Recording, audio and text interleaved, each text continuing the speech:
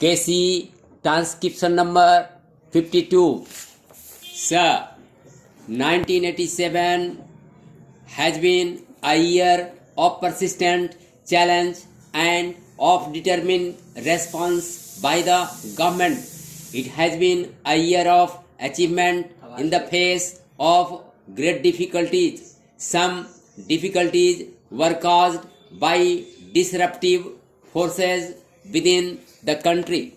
Some difficulties by disruptive forces inspired from abroad, and some difficulties were caused by the weather.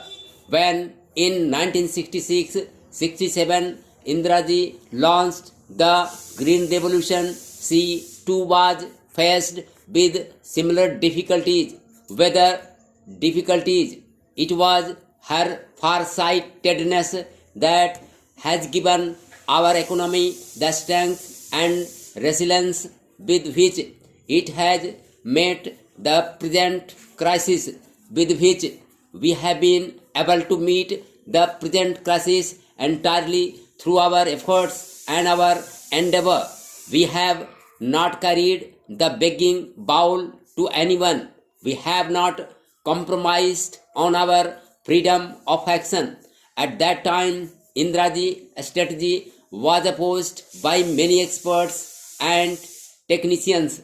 It was opposed by certain myopic elements in the opposite benches. Indiraji prevailed because of her faith in the efforts of our Kisans, because of her confidence in the ability of our scientists, because of her trust in the performance of our extension workers. She assured farmers of the required inputs at reasonable prices despite the burden of subsidizing on our economy. She gave the farmers remunerative prices as the cardinal principle of the new strategy. She nationalized the banks to give credit at the doorstep of the farmer. She initiated a system of countrywide procurement to establish the prices that the farmers would get. Indiraji ensured that her strategy looked to the interests of all sections of our rural community, not just the farmer, but also the small and marginal cultivator, landless laborer, and even the rural artisan. We doubled our output in 2 decades because of her integrated vision of rural India, her sympathy and understanding for each segment of our rural society, because of her assiduous attention to inputs, to costs, and to subsidize.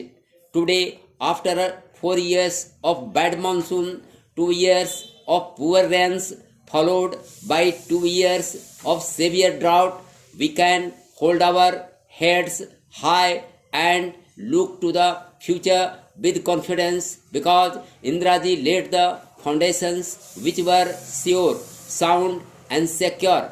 Our drive to maximize the Rabi output is meeting with encouraging success. We hope to limit the shortfall to 10%, but the problem is not entirely over. During this past year, we have done much to mitigate the distress of drought. Relief programs have been handled efficiently by and large by all the states. To ceiling of assistance has been put at the high level of rupees 1,400 crore, with almost half of it for earmarked for Gujarat and Rajasthan, as they were the most severely hit. Surcharges on taxes have been used so that the burden does not fall on the poor, and only the rich have borne this burden. Using food grain buffer stocks. We have launched programs to generate employment, to build assets, to cushion against future droughts. Through worthwhile relief schemes, we have ensured that expenditure on relief became expenditure on development. We have rushed fodder from areas of surplus to areas of scarcity. Special schemes for drinking water have been implemented, and we have taken up special programs for boosting the demand for the output of the village artisans and the handloom weavers.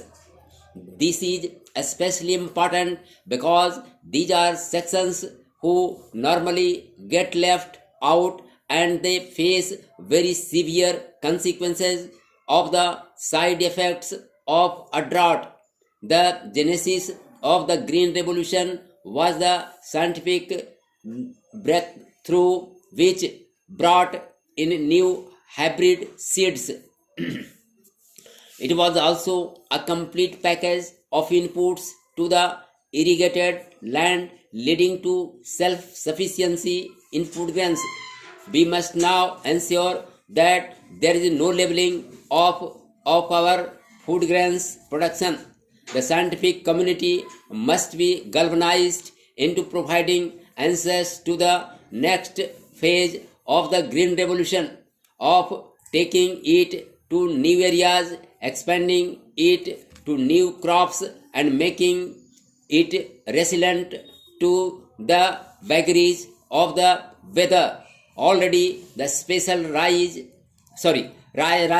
production program is speaking throughout Eastern UP and is changing Eastern UP into the new granary of India. Dryland farming has been boosted by the technology mission on oilseeds and by the National Project for Pulses. The primary cause for our not surpassing the 1983-84 record food grains crop has been the weather, and it would therefore be reasonable to hope for a better monsoon this year. Our objective must remain to regain the momentum of the sixth plan in the seventh plan. We will give a new thrust and a new impetus to agriculture. We have given careful attention to agriculture already. I have held review meetings at various levels, and I have given specific directions to the Planning Commission to revamp the plan for agriculture. I have instructed them to record the priorities to give agriculture the highest importance. I have asked them to furnish a detailed district-wise crop plan for the coming season.